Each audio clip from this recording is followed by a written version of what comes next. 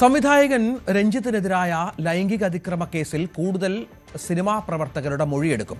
നടൻ Bobby കുര്യനെയും assistant director ശാലിനിയെയും ചോദ്യം ചെയ്യും. ഇരുവരും രഞ്ജിത്തിനെ രക്ഷപ്പെടാൻ സഹായിച്ചുവെന്നാണ് പോലീസിന്റെ കണ്ടെത്തൽ. അതേസമയം അതിക്രമം നടന്ന കാരവാൻ പോലീസ് കണ്ടെത്തി. എന്നാൽ കാരവാനുള്ളിൽ CCTV ഇല്ലായിരുന്നു. രഞ്ജിത്തിന്റെ ജാമ്യാപേക്ഷയും കസ്റ്റഡി അപേക്ഷയും മറ്റന്നാൾ കോടതി പരിഗണിക്കും.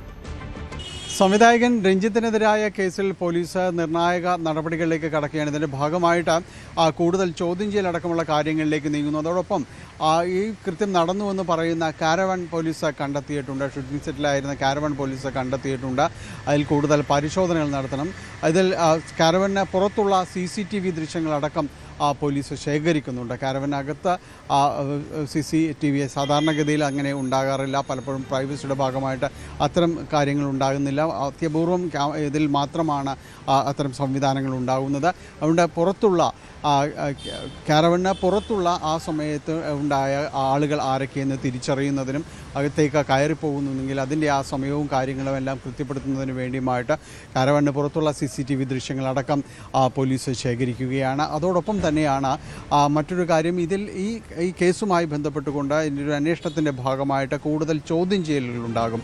അത് അന്ന് ഷൂട്ടിംഗ് സെറ്റുകൾ ഉണ്ടായിരുന്നത് ആരൊക്കെയാണ്, ആ സമയത്ത് ആരെല്ലാം അവിടെ ഉണ്ടായിരുന്നു എന്നതിനെ സംബന്ധിച്ച് വിശദമായ രീതിയിൽ തന്നെ പരിശോധിക്കുന്നുണ്ട്. അവരുടെ എല്ലാം തന്നെ മൊഴികൾ രേഖപ്പെടുത്തും. അത് നടീനടന്മാരും സാങ്കേതിക വിദഗ്ധരും ഉൾപ്പെടെയുള്ളവരെ മൊഴികൾ രേഖപ്പെടുത്തിയായിരിക്കും അതിൻ്റെ ഒരു തുടർ നടപടികളിലേക്ക് പോകുക.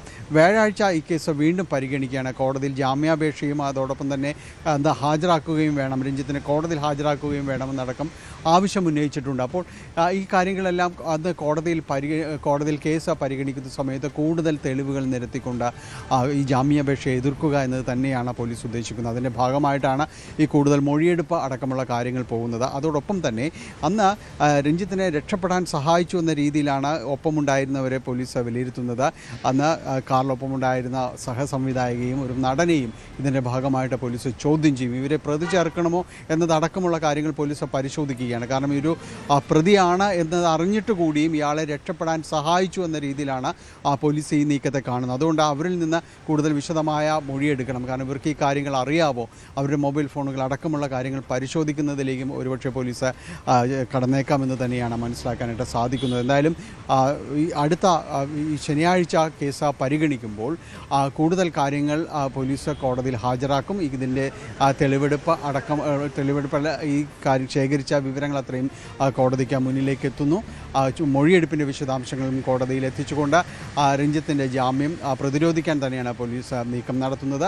രഞ്ജിത്ത് ഇതിനു മുമ്പ് കേസിൽപ്പെട്ട സമാനമായ സാഹചര്യങ്ങളെല്ലാം തന്നെയുണ്ട്. അതുകൂടി നേരത്തെ പോലീസ് അതിൻ്റെ റിമാൻഡ് റിപ്പോർട്ടിൽ ഓർമ്മിപ്പിച്ചിരുന്നു. അതുകൂടി അന്ന് കോടതിക്ക് മുന്നിലെത്തും. കൂടുതൽ വാർത്തകൾക്ക് News 18 Keralam YouTube channel subscribe ചെയ്യുക.